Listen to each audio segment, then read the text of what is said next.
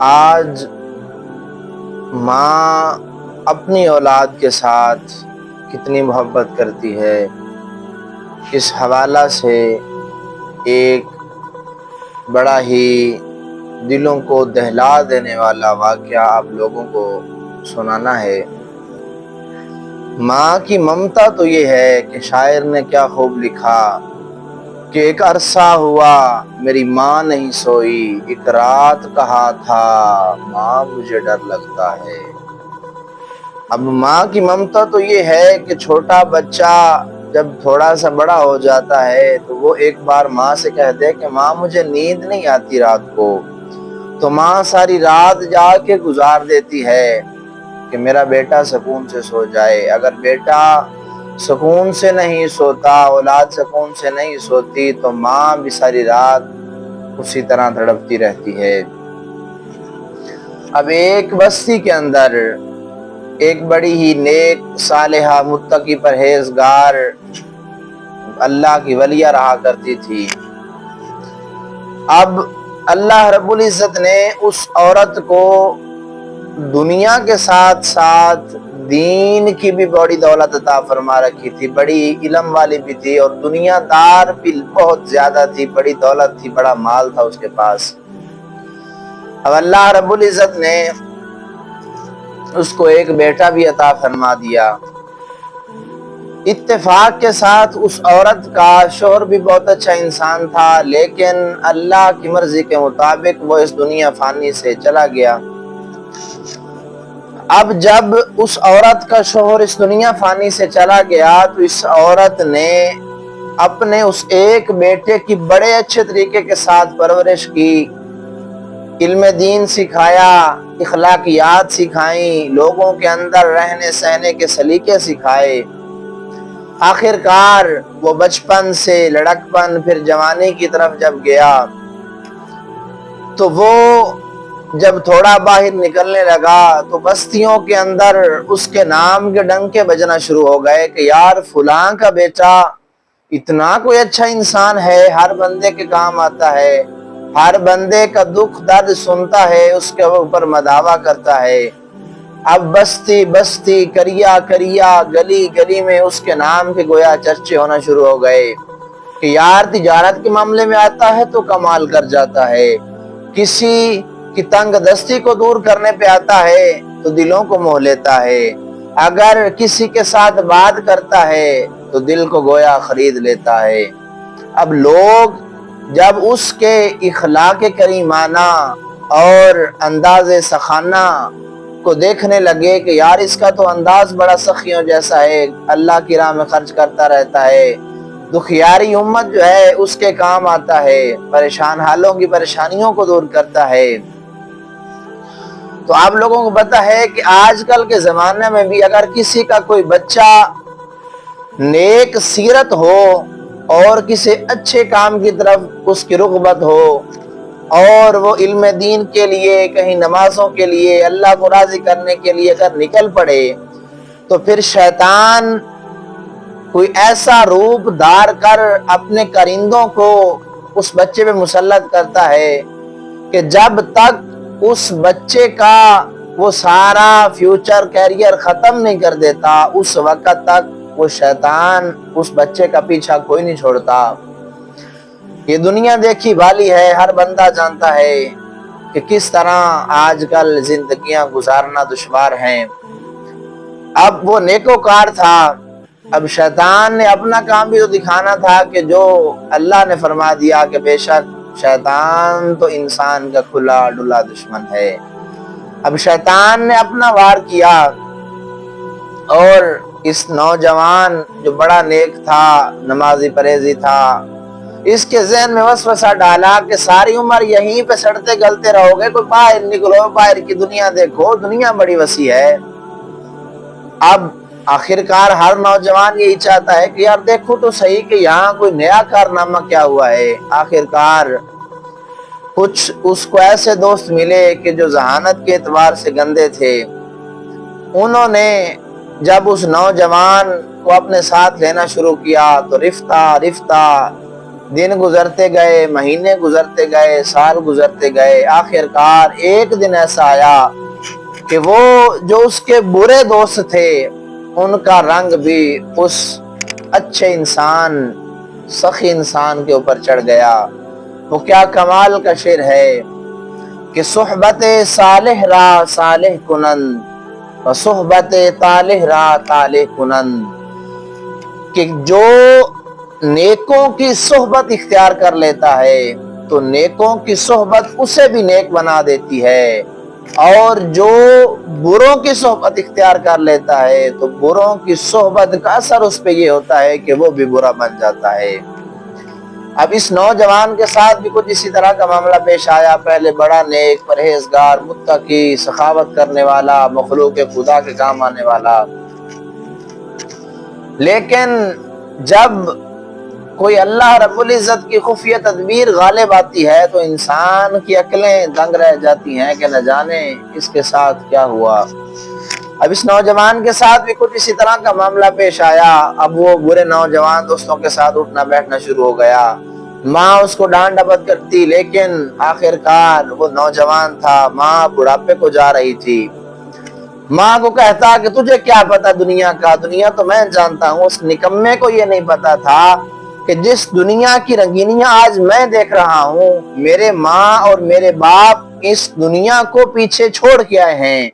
जिस उम्र से आज मैं गुजर रहा हूँ, ये उम्र मेरे वालिदैन मुझसे पहले गुजार के आए हैं। लेकिन जब अकल पे पर्दे पड़ जाए तो फिर कौन समझाए। जिस तरह कुरान पाक में भी अल्लाह ने इरशाद फरमाया कि खातमल्लाहु अला कुलूबिहिम व अला समइहिम व अला अबसारिहिम, अल्लाह ने इरशाद फरमा लिया कि इनके दिलों पे अल्लाह ने मोहरें लगा दी हैं, और इनकी आंखों पर भी, इनके कानों पर भी। सवाउन अलैहिम अअनज़रतहुम अम लम तुनज़िरहुम ला युमिनून, बराबर है इनके लिए कि तुम इन्हें डराओ या न डराओ। मतलब ये हुआ कि इनको तबलीग करो ना करो, अच्छी बात बताओ ना बताओ, इन्होंने ईमान लेके कोई नहीं आना। इसी तरह का मामला आजकल है। नौजवान कहते हैं कि हमें सारा कुछ पता है, हमें बताने की जरूरत नहीं है। वजह ये है कि जब गुनाह कर कर के दिलों पे धब्बे लग लग के दिल स्याह हो जाते हैं तो फिर दीन की बात दिल पे असर कोई नहीं करती। आखिर माँ के साथ लड़ता झगड़ता घर छोड़ दिया। अब वो जो गंदे दोस्त थे उनके साथ रहने लगा। आखिरकार एक औरत के साथ उसकी बात बनना शुरू हो गई। अब इसके पास बड़ा मालो दौलत था। मालो दौलत की वजह से एक औरत जो है उसके ऊपर फरेफ्ता हो बैठा, दिल दे बैठा। दिन गुजरते चले गए। माँ उस बच्चे की याद में हर वक्त रोती रहती। जब कभी 1 महीने बाद 2 महीने बाद घर आता, माँ बड़ी खिदमत करती।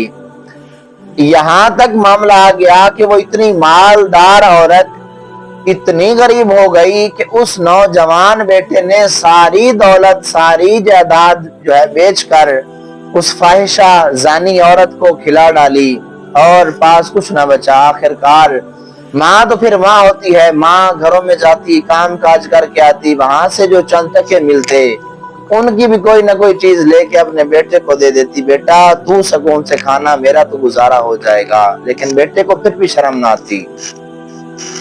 आखिरकार नौजवान एक अरसा गुजर गया कि माँ के पास नहीं आया। अब इधर दौलत खत्म हो गई। अब जब दौलत खत्म हुई तो उस औरत ने कहा, उस औरत के साथ ज़ाहिर और भी दोस्त थे, उन्होंने मशवरा किया कि अब इसके पास और माल कोई नहीं बचा, किसी तरह इससे जान छुड़ाते हैं। अब तो ये हमारा माल भी खाना शुरू हो गया है। जिस तरह आजकल उसूल फितरत है कि किसी को बुरे काम पे लगाना हो तो पहले अपनी पॉकेट से खर्चा करके उसके बुरे काम पे लगाया जाता है, फिर उसकी सारी जायदाद हड़प करके खा दी जाती है।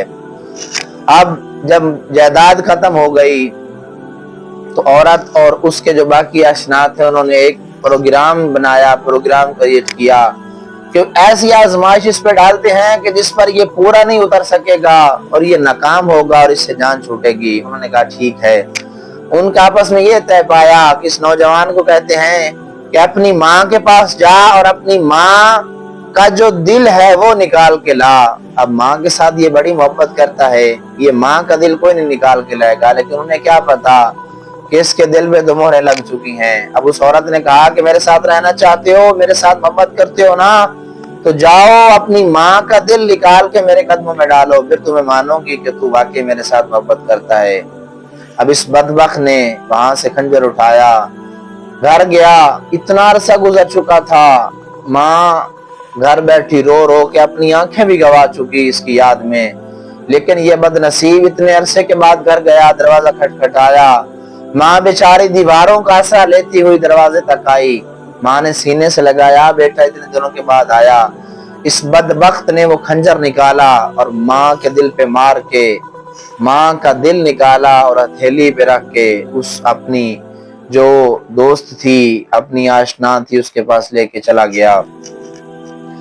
جب انہوں نے دیکھا کہ یہ تو بڑا بدبخت ہے کہ اپنی ماں کا دل نکال کے آ گیا، اب یہ دروازے پہ پہنچا تو اس عورت نے کہا کہ دفع ہو جا، نکل جا یہاں سے، کہ جس ماں نے تجھے اتنے بچپن سے لے کر آج تک پالا ہے، اگر تو اس کا نہیں ہو سکتا تو اے نمک حرام تو میرا بھی نہیں ہو سکتا، دفع ہو جا یہاں سے، نکل جا، تیری ضرورت نہیں ہے۔ اب وہاں سے جب نکلا تو سر کو گویا چکر آئے، یار یہ میں کیا کر بیٹھا، زمین پہ گرا تو ہاتھ سے وہ ماں کا دل بھی گرا اور ماں کے دل سے آواز آئی، بیٹا تمہیں کوئی چوٹ تو نہیں لگی، بچ تو گئے ہو نا، کوئی تمہیں چوٹ تو نہیں لگ گئی۔ اب گویا اس کے دل کی تو دنیا ہی بدل گئی کہ یار یہ میں نے کیا کر دیا، لیکن ماں تو وہ تھی کہ جو اب اس دنیا فانی سے پردہ کر چکی تھی۔ اب اس بدبخت نے اپنی ماں کو بھی مار دیا اور اس بدبخت عورت جو ہے اس نے بھی اس کو اپنے گھر سے نکال دیا۔ آخرکار یہ کسی کام کا نہ رہا۔ اب یہاں سے ہمیں معلوم کیا ہوا کہ دنیا داری میں رہتے ہوئے ہم سب انسان ہیں، خطا کار ہیں۔ ماں کی ممتا آپ لوگوں نے دیکھی کہ آخر دم تک بھی ماں کے دل سے پھر بھی آواز آئی کہ میرا بیٹا تمہیں تو کوئی چوٹ نہیں نہ آئی، تم تو ٹھیک ہو نا، میری خیر ہے۔ آج کل کے زمانہ میں بھی اللہ کے فضل و کرم سے مائیں ایسی ہی ہیں، اولادیں بدل چکی ہیں۔ اولادوں کو چاہیے کہ اپنے والدین کے احترام کیا کریں، یہ یقیناً ایک ایسا اہم اثاثہ ہے کہ جب یہ دنیا فانی سے چلے جاتے ہیں تو پھر انسان کی آنکھیں کھل جاتی ہیں کہ نہ جانے میں کتنی بڑی سعادت سے محرومی جو ہے وہ سمیٹ بیٹھا۔ ہمیں چاہیے کہ اس واقعے سے عبرت پکڑیں، اپنے والدین کے ساتھ محبت کریں، پیار کریں۔ یہ دنیا داری کے جو عشق کرنے والے جو لوگ ہوتے ہیں، ان کے دعوے فقط اس وقت تک ہیں جب تک جوانی سلامت ہے، جب تک مال و دولت جیبوں میں بھرا ہوا ہے۔ جب یہ ساری چیزیں چلی جائیں گی تو ہر بندہ چھوڑ کے چلا جائے گا۔ اب اس سے ہمیں پتا کیا چلا، اپنے والدین کے ساتھ اس نے سلوک کرنا ہے اور کبھی بھی برے دوستوں کے کہنے پر اپنے والدین کو تکلیف نہیں دینی اور کبھی بھی اپنے برے دوست نہیں بنانے بلکہ اچھے دوستوں کے ساتھ رہنا ہے، تاکہ ہماری دنیا بھی اچھی بن جائے اور آخرت بھی اچھی بن جائے۔ عام ایک مقولہ مشہور ہے کہ کسی کو دیکھنا ہو تو اس کے دوست کو دیکھ لو۔ پتہ چلتا ہے کہ جس کے دوست اچھے ہوں گے وہ بذات خود بھی اچھا ہوگا۔ اب جس کے دوست اچھے نہیں ہیں وہ لاکھ صفائیاں دیتا پھرے، پھر جس طرح کی اس کی صحبت ہے اس کی زندگی بھی ویسی ہی ہے۔ اللہ رب العزت کی بارگاہ عالیہ میں دعا ہے کہ اللہ رب العزت ہم سب کے والدین کی خیر فرمائے اور ہم سب کو اچھے دوست بنانے کی، برے دوستوں سے باز رہنے کی توفیق عطا فرمائے، اور اللہ رب العزت ہم سب کے والدین کو صحت و عافیت والی لمبی زندگی عطا فرمائے۔